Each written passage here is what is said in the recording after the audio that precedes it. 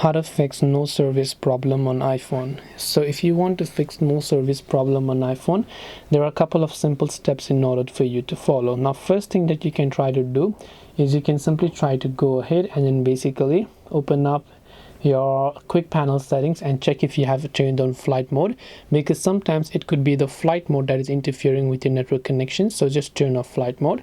Second thing, you want to make sure that your SIM card is inserted correctly and that the carrier name is actually showing at the top left.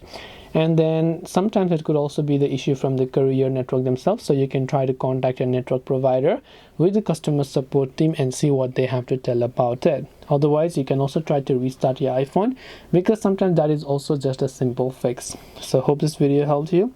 If you have got any more questions, feel free to also leave them down below. Thank you for watching till the very end, and as always, see you soon in the next video.